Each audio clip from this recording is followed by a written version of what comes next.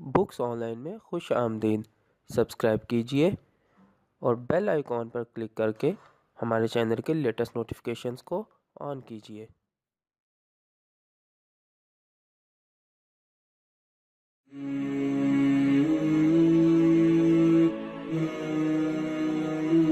अऊज़ु बिल्लाहि मिनश्शैतानिर रजीम। बिस्मिल्लाहिर रहमानिर रहीम। आज हम सैयद ज़ैद ज़मान हामिद की किताब शाद बाद मंजिल मुराद के 7वें हिस्से के साथ हाजिर हैं। अब हम इस किताब के हिस्सा दोम का आगाज़ करेंगे, जो कि क़ायद आज़म मोहम्मद अली जिन्ना रहमतुल्लाह अलैह से मुतल्लिक़ है। आज हम इस किताब के चैप्टर नंबर 7 का आगाज़ करेंगे, जिसका नाम है ना बिकने वाला ना झुकने वाला। इस वक्त हम इस किताब का सफ़ा नंबर 82 पर मौजूद हैं। आइए शुरू करते हैं। क़ायद के बारे में नामवर शख्सियात के तासुरात। क़ायद आज़म मोहम्मद अली जिन्ना ना तो बदउनवान है और ना उन्हें ख़रीदा जा सकता है। इल्लामा इक़बाल। चंद ही लोग तारीख़ का धारा हतमी तौर पर तब्दील करते हैं। इनमें से भी चंद ही दुनिया का नक्शा तब्दील करते हैं, और शायद ही कोई इस काबिल हो सकता है कि एक कौमी रियासत को तश्कील दे। मोहम्मद अली जिन्ना ने यह सब कुछ कर दिखाया। Stanley Wolpert.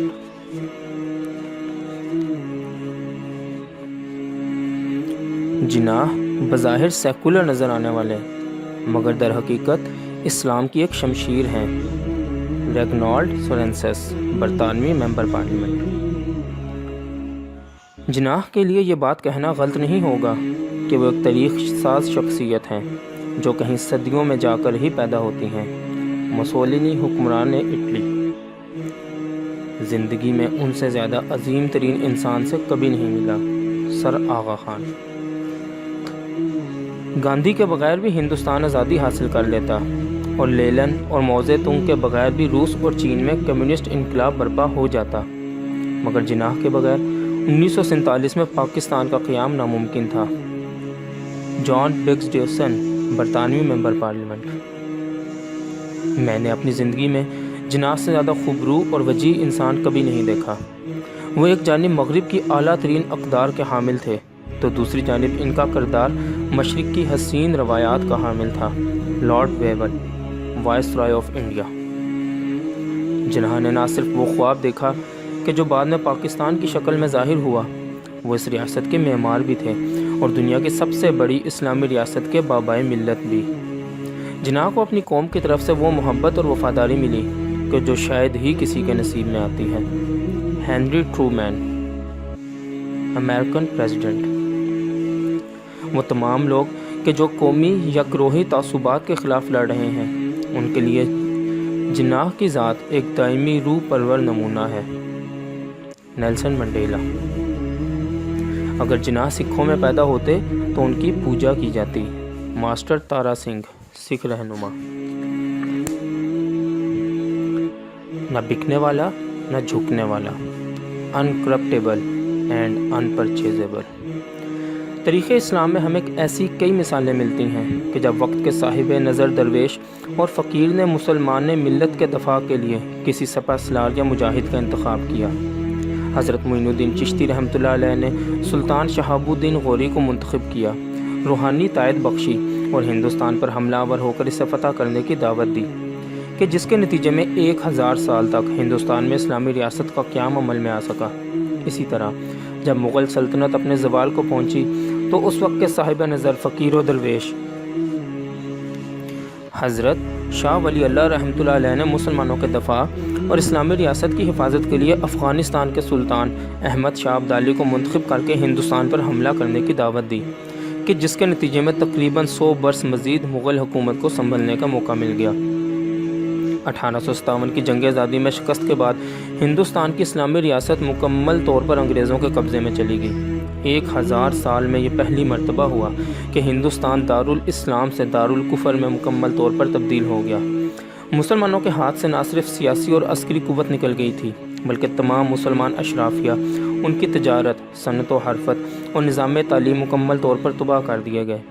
इन्हीं तारीक तरीन रातों में 1870 की दहाई में अल्लाह ने आगे पीछे 2 वजूद भेजे, کہ جنہوں نے آگے جا کر مسلمانان ہند اور امت مسلمہ کی تقدیر اور تاریخ تبدیل کرنا تھی۔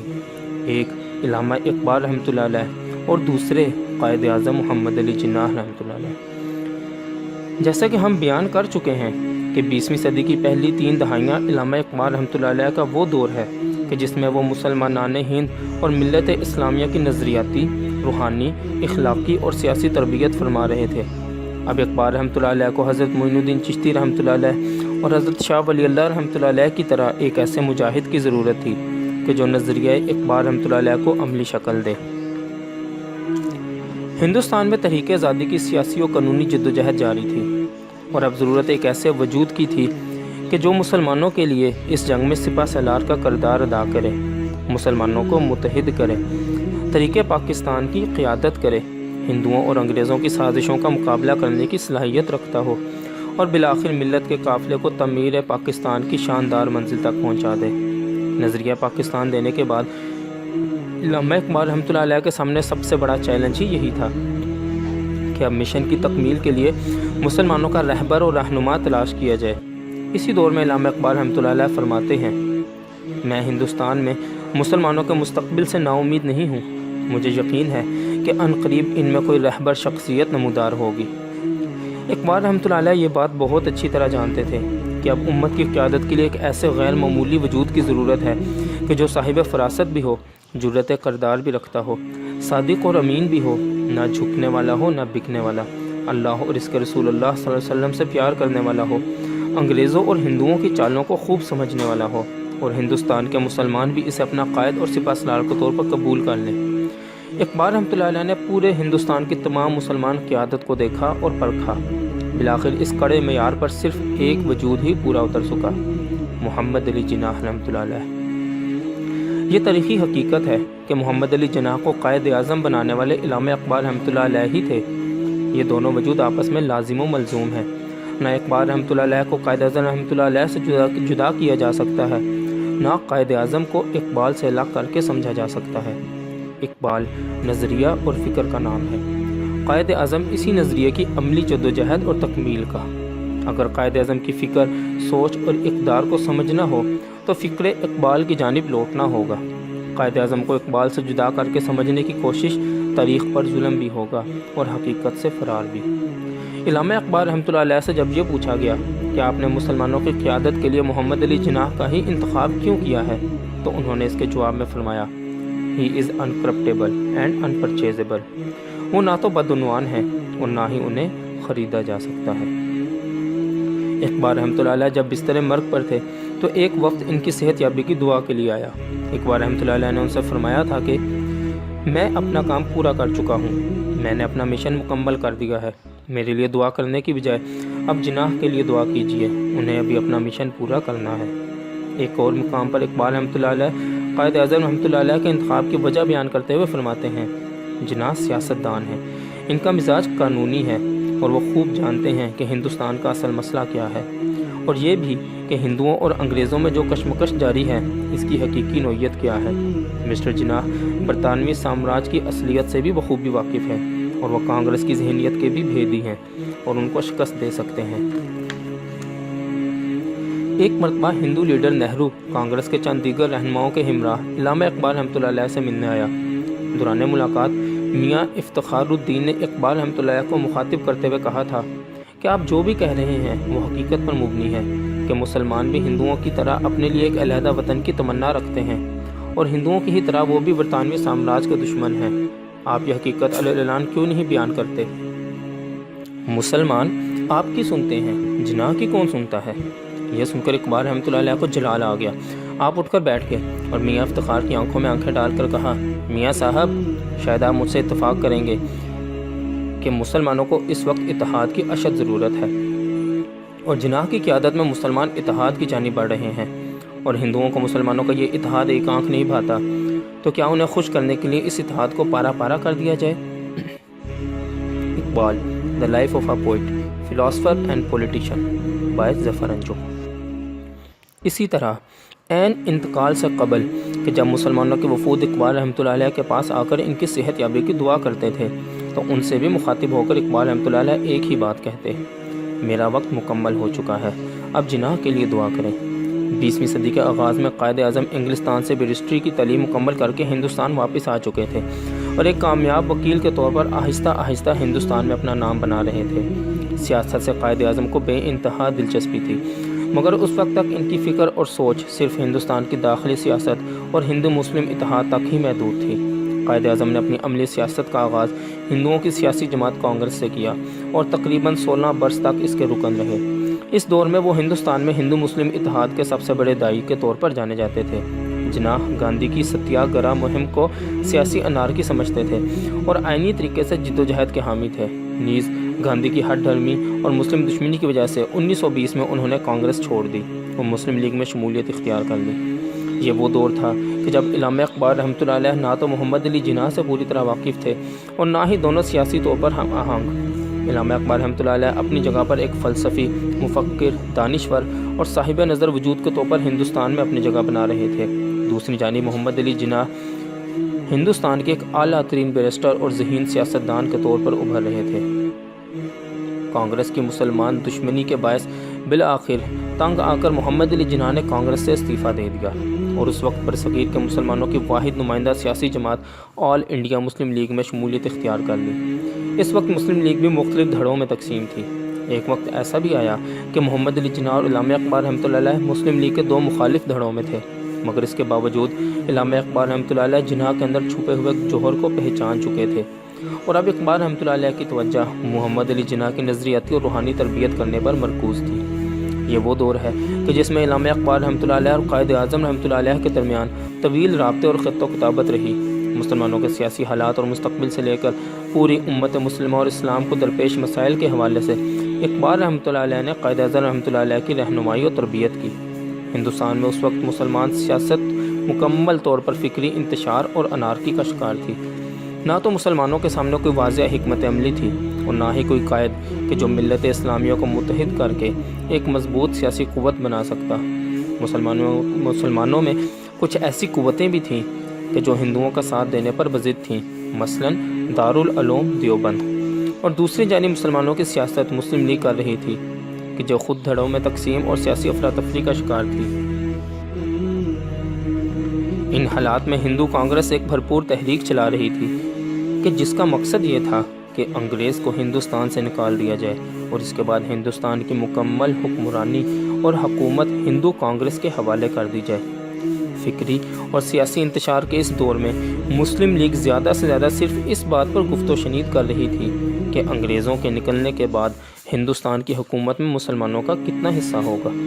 اول تو کسی کو اس بات کا بھی یقین نہیں تھا کہ انگریز کبھی ہندوستان چھوڑ کر جائے گا اور ہندوستان کو بھی دوبارہ آزادی نصیب ہوگی، اور پھر اگر ہندوستان آزاد ہو بھی جاتا ہے تو وہاں ایک مسلمان حکومت بنانے کا تو کوئی خواب میں بھی تصور نہیں کر سکتا تھا۔ مسلمان قیادت اسی خوف اور دہشت کا شکار تھی کہ انگریزوں کے جانے کے بعد وہ اب ہندوؤں کے غلام بنائے جائیں گے اور ہندو ان سے 1000 سالہ حکمرانی کا سخت ترین انتقام لیں گے۔ مسلمانوں اور مسلم لیگ کے لیے 1930 تک کا دور انتہائی غیر یقینی، خوف اور فکری انتشار کا تھا۔ پوری مسلمان ملت پر مکمل تاریکی کے بادل چھائے ہوئے تھے۔ نہ آزادی کا کوئی راستہ نظر آتا تھا اور نہ ہی ہندوستان میں اپنے حقوق حاصل کرنے کا۔ مسلمان سیاسی طور پر بھی تباہ ہو چکے تھے، معاشی طور پر بھی بدحال تھے، اور اب خطرہ ہو چلا تھا کہ ہندوستان میں 1000 سال حکومت کرنے کے بعد صرف آقاؤں کی تبدیلی سے پوری مسلمان تہذیب کا نام و نشان مکمل طور پر مٹا دیا جائے گا۔ صورتحال اس قدر تاریک تھی کہ خود قائد اعظم بھی مایوسی کا ایسا شکار ہوئے کہ انہوں نے ہندوستان ہی چھوڑ جانے کا فیصلہ کر لیا، اور بالآخر 1931 میں ہندوستان چھوڑ کر آپ نے مستقل طور پر لندن میں رہائش اختیار کر لی۔ علامہ اقبال رحمۃ اللہ علیہ اس ساری صورتحال کو انتہائی غور اور تشویش سے دیکھ رہے تھے، اور بالآخر 1930 تک آپ اس نتیجے پر پہنچ چکے تھے کہ مسلمانوں کے مسائل کا حل متحدہ ہندوستان میں ممکن ہی نہیں ہے، اور اب ہر حال میں برصغیر ہندوستان کو تقسیم کر کے مسلمانوں کی الگ ریاست بنانا ناگزیر ہو گیا ہے۔ 1930 میں ہی الہ آباد کے خطبے میں علامہ اقبال رحمۃ اللہ علیہ نے اپنی اس حیرت انگیز اور ناقابل یقین انقلابی تصور کو بالآخر کھول کر بھی بیان کر دیا۔ گو کہ اقبال رحمۃ اللہ علیہ نے ہندوستان کی تقسیم کا تصور 1930 میں خطبہ الہ آباد میں دے دیا تھا، یہ اس دور کے لحاظ سے اس قدر ناممکن تصور کیا جاتا تھا کہ نہ تو انگریزوں نے اس کو سنجیدگی سے لیا، نہ ہندوؤں نے، اور نہ ہی مسلمانوں کو اس کا یقین آیا۔ حتیٰ کہ خود قائد اعظم محمد علی جناح رحمۃ اللہ علیہ بھی مایوس ہو کر اگلے ہی سال انگلستان میں جا بسے اور ہندوستان کی سیاست سے اپنے آپ کو مکمل طور پر الگ کر لیا۔ اب علامہ اقبال رحمۃ اللہ علیہ کے سامنے ایک اور بہت بڑا چیلنج درپیش تھا۔ فکر اور نظریہ تو وہ دے چکے تھے، اب اس کے لیے ایک قائد تلاش کرنا تھا، قوم کو متحد کرنا تھا، اور پھر اس قوم اور قائد کے اس قافلے کو طریق پاکستان کی جانب روانہ کرنا تھا۔ یہ ظاہراً ایک ناممکن مشن تھا۔ گو کہ قائد اعظم رحمۃ اللہ علیہ مایوس ہو کر انگلستان جا چکے تھے، علامہ اقبال رحمۃ اللہ علیہ یہ حتمی فیصلہ کر چکے تھے کہ اگر پاکستان نے وجود میں آنا ہے تو اس کے لیے قائد اعظم رحمۃ اللہ علیہ کو ہر حال میں واپس ہندوستان لا کر مسلم لیگ کی قیادت ان کے حوالے کرنی ہوگی۔ علامہ اقبال رحمۃ اللہ علیہ نے قائد اعظم رحمۃ اللہ علیہ سے اپنی خط و کتابت جاری رکھی، اور اگلے 2 برسوں میں جب علامہ اقبال رحمۃ اللہ علیہ گول میز کانفرنس کے سلسلے میں لندن تشریف لے گئے تو بذات خود قائد اعظم رحمۃ اللہ علیہ سے طویل نشستیں کی اور انہیں ہندوستان واپس آنے پر راضی کیا، تقسیم ہندوستان اور مسلمانوں کی علیحدہ آزاد ریاست کے تصور سے آشنا کیا، اور قائد اعظم رحمۃ اللہ علیہ کو بحیثیت ایک قائد ہندوستان کے مسلمانوں کے سامنے پیش کرتے رہے۔ یہ وہ دور تھا کہ قائد اعظم اب مکمل طور پر علامہ اقبال رحمۃ اللہ علیہ کو اپنا رہنما اور مرشد تسلیم کر چکے تھے۔ وہ محمد علی جناح جو پہلے ہندوستانی قومیت اور ہندو مسلم اتحاد کے سب سے بڑے مبلغ تصور کیے جاتے تھے، اب ہندوستان کے مسلمانوں کے رہنما کے طور پر طریق پاکستان کے داعی بن کر پوری امت مسلمہ کے قائد کے طور پر ہندوستان میں ابھرنے والے تھے۔ بالآخر اقبال رحمۃ اللہ علیہ اپنے اس مشن میں کامیاب ہوئے اور قائد رحمۃ اللہ علیہ انگلستان چھوڑ کر دوبارہ واپس تشریف لے آئے اور مسلمانوں کی قیادت سنبھال لی۔ یہ وہ دور ہے کہ جب محمد علی جناح ہندوستان کے مسلمانوں کے قائد اعظم بن کر ابھرتے ہیں، اور علامہ اقبال رحمۃ اللہ علیہ کو یہ سکون اور اطمینان نصیب ہوتا ہے کہ اب مشن کی تکمیل اور تعمیر پاکستان ممکن ہو سکے گا۔ اقبال رحمۃ اللہ علیہ جس مجاہد کا برسوں سے انتظار کر رہے تھے، وہ بالآخر سامنے آ کر ہندوستان کے مسلمانوں کی قیادت سنبھال چکا تھا۔ اب ہم اس کتاب کے چیپٹر نمبر 8 کا آغاز کریں گے، جس کا نام ہے میرے لیے وہ ایک دوست، رہنما اور نظریہ ساز تھے۔ اس وقت ہم اس کتاب کا صفحہ نمبر 92 پر موجود ہیں۔ آئیے شروع کرتے ہیں۔ To me he was a friend, guide and philosopher. Muhammad Ali Jinnah اپنی جوانی سے ہی ایک مرد آزاد تھے۔ ہندوستان کے مسلمانوں کے لیے کچھ کر گزرنے کا جذبہ رکھنے کے باوجود نہ آپ کی سیاسی سمت متعین تھی اور نہ ہی روحانی تربیت ہوئی تھی کہ مسلمانوں کی قیادت کی بھاری ذمہ داری کے بوجھ کو اٹھا سکیں۔ محمد علی جناح کو ایک ایسے مرشد کی ضرورت تھی کہ جو انہیں نگاہ بلند بھی عطا کرے، سخن دل نواز بھی دے اور ان کی جان کو پرسوز بھی کر دے، اور یہ مرشد ان کو علامہ محمد اقبال رحمۃ اللہ علیہ کی شکل میں قدرت نے تحفتاً عطا کیے۔ اقبال رحمۃ اللہ علیہ سے ملنے اور متاثر ہونے کے بعد تو گویا محمد علی جناح کی کائنات ہی بدل گئی۔ وہ محمد علی جناح کہ جو مایوس ہو کر 1931 میں ہندوستان ہی چھوڑ کر چلے گئے تھے، وہ 1934 میں اس جذبہ و جنون کے ساتھ واپس آتے ہیں کہ تاریخ تو کیا، ہندوستان کا جغرافیہ ہی ہمیشہ کے لیے تبدیل کر دیتے ہیں۔ یہ قائد اور اقبال کا ایک ایسا حیرت انگیز تعلق ہے کہ جس کی لطافت اور حقیقت کو سمجھے بغیر نہ تو نظریہ پاکستان کو سمجھا جا سکتا ہے اور نہ ہی تحریک پاکستان کو۔ اقبال رحمۃ اللہ علیہ کی نظر میں قائد کا جو مقام تھا وہ ہم اوپر بیان کر چکے ہیں۔ اب ہم یہ دیکھتے ہیں کہ قائد کی نگاہ میں اقبال رحمۃ اللہ علیہ کس مقام پر فائز تھے۔ قوم کے قائد اعظم محمد علی جناح ہیں، اور حقیقت یہ ہے کہ محمد علی جناح کے قائد اعظم علامہ محمد اقبال رحمۃ اللہ علیہ ہیں، اور قائد اعظم اس حقیقت کا برملا اظہار کرتے ہیں اور بار بار کرتے ہیں۔ قائد اعظم 21 اپریل 1938 کو کلکتہ میں فرماتے ہیں، میرے لیے وہ ایک دوست، ایک رہنما اور ایک نظریہ ساز تھے۔ مسلم لیگ کے تاریک ترین ادوار میں آپ ایک چٹان کی طرح کھڑے رہے اور ایک لمحہ کے لیے بھی آپ کے پایا استقلال میں لغزش نہیں آئی۔ اسی عزم صمیم کا نتیجہ تھا کہ 2 دھڑوں میں تقسیم مسلم لیگ بالآخر متحد ہوئی۔ آج میں یہ بات انتہائی فخر سے کہہ سکتا ہوں کہ پنجاب کے مسلمان دل سے آل انڈیا مسلم لیگ کے پرچم تلے متحد ہیں۔ یہ آپ کی کوشش کا ثمر ہے۔ اس اتحاد کے حصول میں آپ کا کردار کلیدی رہا۔ میں دل کی اتاہ گہرائیوں سے آپ کے پسماندگان سے اظہار ہمدردی کرتا ہوں۔ آپ کی وفات یقیناً نہ صرف ہندوستان بلکہ امت مسلمہ کے لیے ناقابل تلافی نقصان ہے۔ To me, he was a friend, guide and philosopher, and during the darkest moments through which the Muslim League had to go, he stood like a rock and never flinched one single moment. And as a result, just only 3 days ago, he must have been informed of the complete unity that was achieved in Calcutta for the Muslim leaders of the Punjab, and today I can say with pride that the Muslims of Punjab are wholeheartedly with the League and have come under the flag of the All India Muslim League, which must have been a matter of greatest satisfaction to him. In the achievement of this unity, Sir Muhammad Iqbal played a most signal part. My sincerest and deepest sympathy go out to his family at this moment in their bereavement in losing him, and it is a terrible loss to India and the Muslims particularly at this juncture. 21 April 1938 کو ہی علامہ اقبال رحمۃ اللہ علیہ کے بارے میں مزید فرماتے ہیں، سر محمد اقبال رحمۃ اللہ علیہ کی موت کی خبر سن کر مجھے انتہائی دکھ ہوا۔ آپ ایک عالمگیر اور آفاقی شاعر تھے اور آپ کا کام ہمیشہ زندہ رہے گا۔ برصغیر کے مسلمانوں اور امت مسلمہ کے لیے آپ کی بیش بہا خدمات آپ کو اس خطے کا عظیم ترین انسان بناتی ہیں۔ آپ آل انڈیا مسلم لیگ کے سابق صدر تھے اور مسلم لیگ پنجاب کی صدارت تو آپ کی اپنی شدید علالت سے پہلے تک رہی، لیکن آپ مسلم لیگ کے مقاصد سے حد درجہ وابستگی رکھتے تھے اور اس معاملے میں سب سے آگے تھے۔ I am extremely sorry to hear the sad news of the death of Sir Muhammad Iqbal. He was a remarkable poet of worldwide fame, and his work will live forever. His services to his country and the Muslims are so numerous that his record can be compared with that of the greatest Indian that ever lived.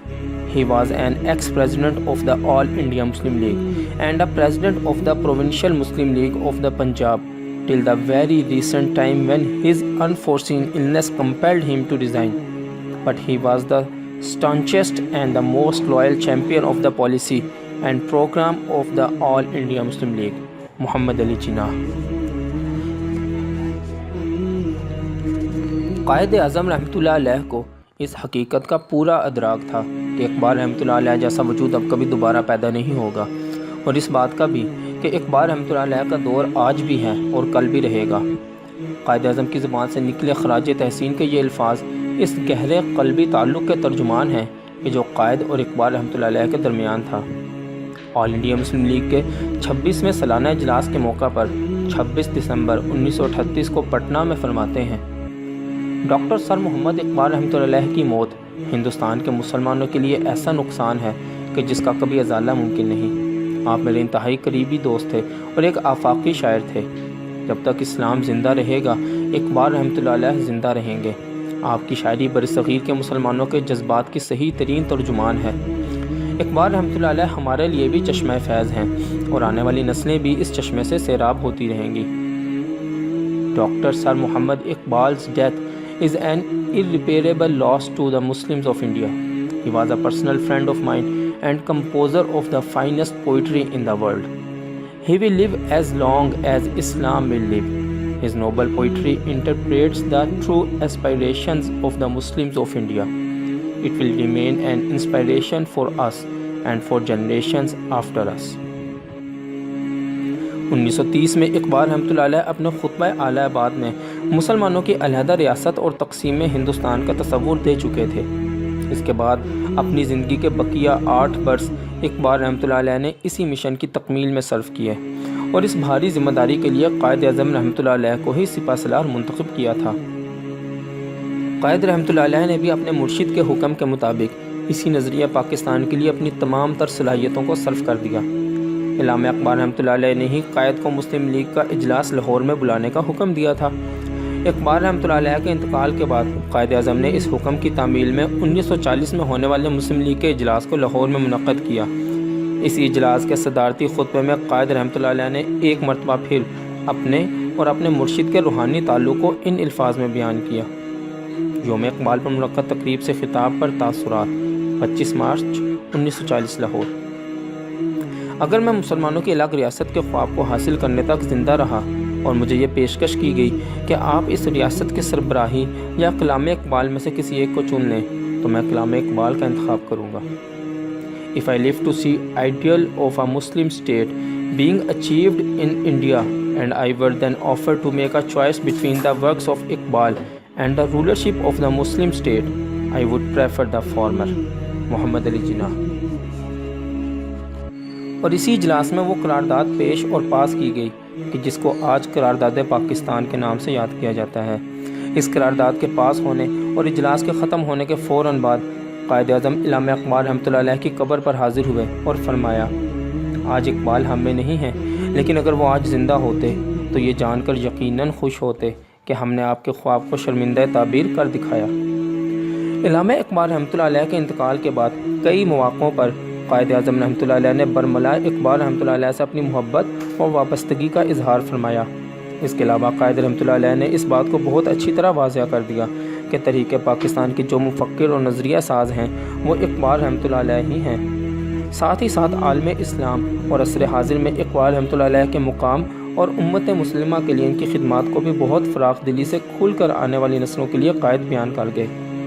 Quaid Azam رحمۃ اللہ علیہ کے ان بیانات کو پڑھ کر کوئی شبہ نہیں رہ جاتا کہ نہ صرف یہ کہ ان کی اپنی ذات کے لیے بلکہ ہندوستان کے مسلمانوں اور پوری امت مسلمہ کے لیے علامہ اقبال رحمۃ اللہ علیہ ایک مرشد، نظریہ ساز، مدبر اور صاحب بصیرت عاشق رسول صلی اللہ علیہ وسلم کا مقام رکھتے ہیں.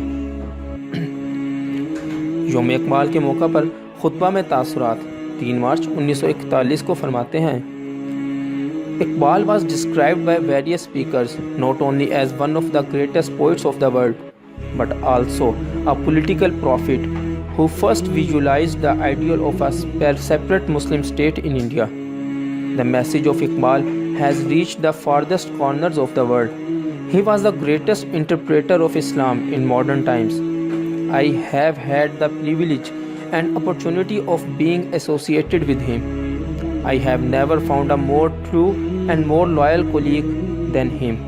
Iqbal is going to live forever.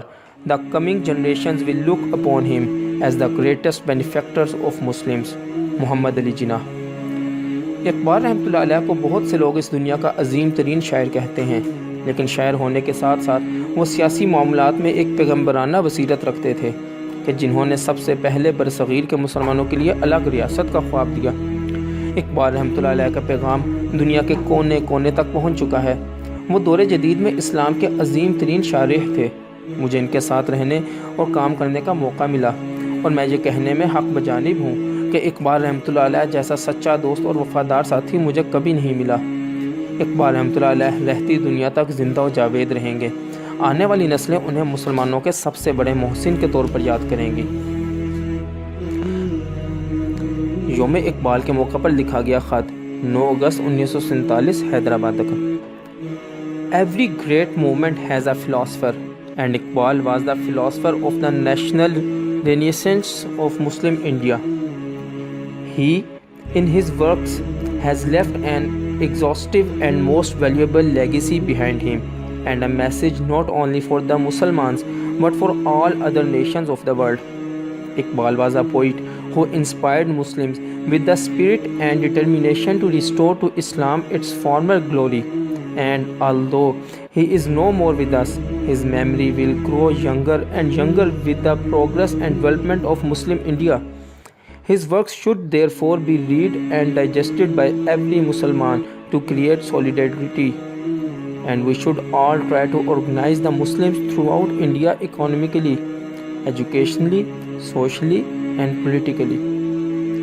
ہر عظیم تحریک کی پشت پر ایک نظریہ ساز ہوتا ہے اور اقبال رحمۃ اللہ علیہ مسلمانان ہند کے قومی احیاء کی نظریہ ساز ہستی ہیں. آپ ایک انتہائی جامع اور قیمتی ورثہ چھوڑ گئے ہیں. آپ کا پیغام نہ صرف مسلمانوں کے لیے بلکہ تمام اقوام کے لیے باعث خیر ہے. اقبال رحمۃ اللہ علیہ نے اپنی شاعری کے ذریعے اسلام کی عظمت رفتہ کی بازیافت کی تڑپ مسلمانوں میں پیدا کی. اگرچہ وہ آج ہم میں نہیں ہیں مگر ان کا کام ہر آنے والے دن کے ساتھ مسلمانان ہند کی ترقی کا باعث بنے گا.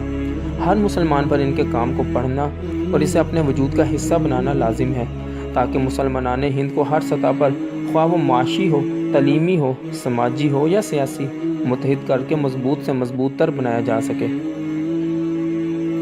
اقبال رحمۃ اللہ علیہ کے بارے میں قائد اعظم رحمۃ اللہ علیہ کے یہ دو خطبات خود قائد اعظم رحمۃ اللہ علیہ کی اپنی فکر و نظر کی بلندیوں اور ان پر اقبال رحمۃ اللہ علیہ کی مہر ثبت ہونے کی دلیلیں ہیں۔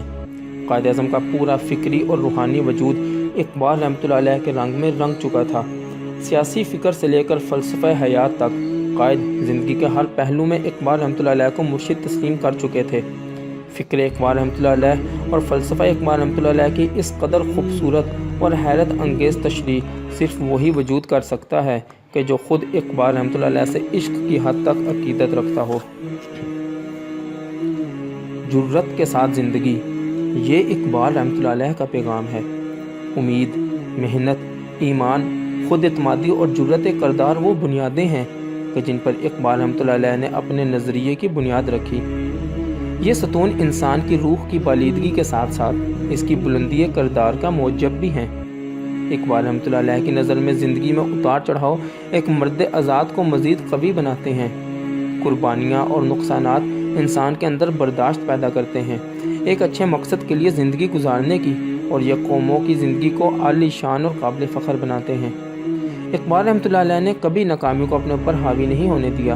وہ تمام مخلوق خدا میں سے انسان کو سب سے زیادہ افضل جانتے تھے۔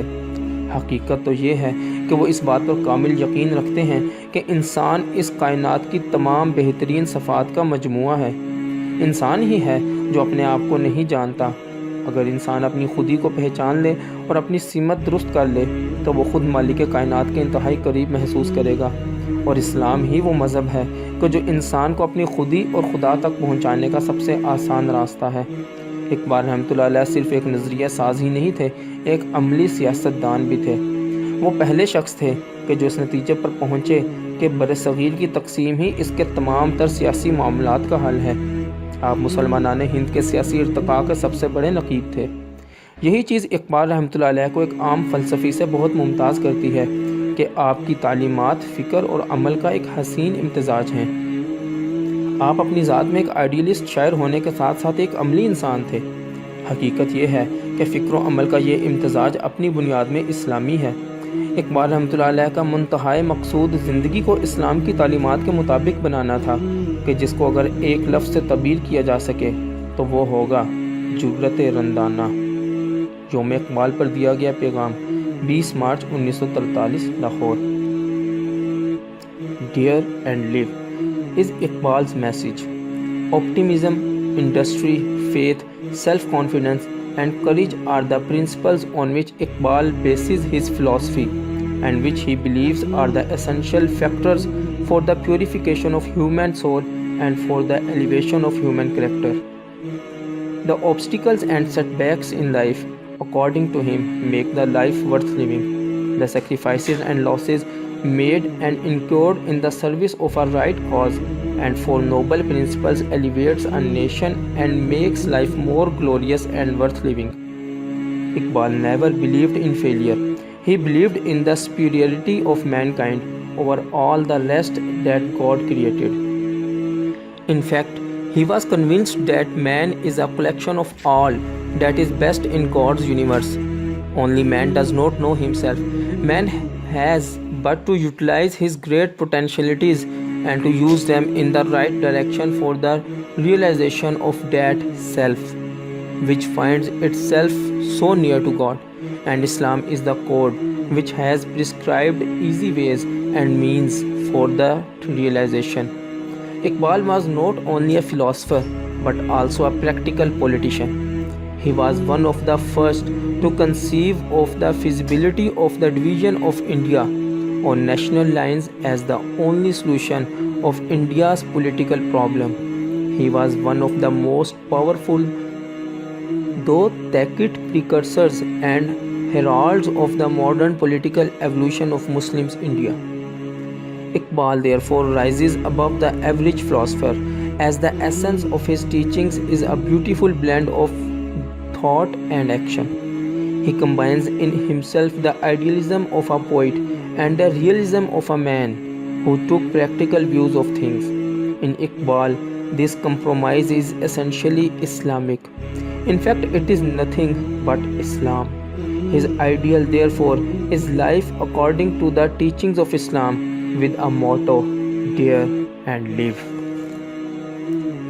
اسی طرح اپنے ایک دوسرے خطبے میں قائد اعظم رحمۃ اللہ علیہ علامہ اقبال کے بارے میں فرماتے ہیں، جو کہ یوم اقبال پر 8 دسمبر 1944 کو نیو دہلی میں دیا گیا۔ اقبال رحمۃ اللہ علیہ کو یاد کرتے ہوئے میں انہیں نذرانہ عقیدت پیش کروں گا۔ آج جب کہ ہم ایک عظیم شاعر، حکیم، فلسفی اور نظریہ ساز کو خراج عقیدت پیش کر رہے ہیں، میں اللہ سے دعا کرتا ہوں کہ وہ مرحوم کی روح کو اپنے جوار رحمت میں اعلیٰ مقام عطا فرمائے۔ اگرچہ کہ اقبال رحمۃ اللہ علیہ آج ہم میں نہیں ہیں، مگر ان کا کلام جو کہ لا فانی ہے ہمیشہ ہمارے ساتھ رہے گا، ہماری رہنمائی کرتا رہے گا اور ہم میں ایک نئی روح پھونکتا رہے گا۔ اپنی تمام تر شاعرانہ محاسن اور صفات سے ہٹ کر آپ کی شاعری ہمارے سامنے گویا آپ کا دل کھول کر رکھ دیتی ہے، جس میں ہم دیکھ لیتے ہیں کہ اسلام کی تعلیمات کس درجہ آپ کے رگ و پے میں سرایت کیے ہوئے تھیں۔ اقبال رحمۃ اللہ علیہ رسول اللہ صلی اللہ علیہ وسلم کے سچے عاشق تھے۔ اسلام ہی آپ کا تعارف تھا اور یہی آپ کی واحد پہچان تھی۔ آپ کی آواز دراصل اسلام کی آواز تھی۔ اقبال رحمۃ اللہ علیہ محض ایک مبلغ اور فلسفی ہی نہیں تھے، آپ جرأت رندانہ عمل، ثابت قدمی، خودی اور خودداری اور سب سے بڑھ کر اللہ اور اسلام سے وابستگی کی ایک عملی تصویر تھے۔ آپ کی ذات میں ایک شاعر کی رومانویت اور ایک عملی انسان کی حقیقت پسندی مجمدہ تھی۔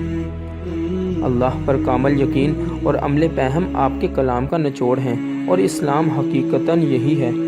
اسلامی تعلیمات پر آپ کا یقین غیر متزلزل تھا اور زندگی میں کامیابی کے معنی آپ کے لیے اپنی خودی کی تعمیر تھی، کہ جس کا حصول صرف اسلامی تعلیمات کے ذریعے ہی ممکن ہے۔ آپ کا انسانیت کے لیے پیغام عمل اور اپنی خودی کی تعمیر ہے۔ To the cherished memory of our national poet Iqbal, I pay my homage on this day, which is being celebrated in commemoration of that great poet, sage, philosopher, and thinker. And I pray to God Almighty that his soul may rest in eternal peace. Amen. Though he is not among us, his verse, immortal as it is always there to guide us and to inspire us. His poetry, besides being beautiful in form and sweet in language, presents to us a picture of the mind and heart of this great poet, and we find how deeply he was devoted to the teachings of Islam. He was a true and faithful follower of the Holy Prophet, peace be upon him, a Muslim first and a Muslim last. He was the interpreter and voice of Islam. Iqbal was not merely a preacher and philosopher. He stood for courage and action, perseverance and self-reliance, and above all faith in God and devotion to Islam. In his person were combined the idealism of the poet and the realism of the man who takes a practical view of things. Faith in God and unceasing and untiring action is the essence of his message, and in this he emerged truly Islam. He had an unflinching faith in Islamic principles, and success in life meant to him the realization of one's self. And to achieve this end, the only means was to follow the teachings of Islam. His message to humanity is action and realization of one's self. باقی انشاءاللہ اگلی video میں۔ جزاک اللہ خیر۔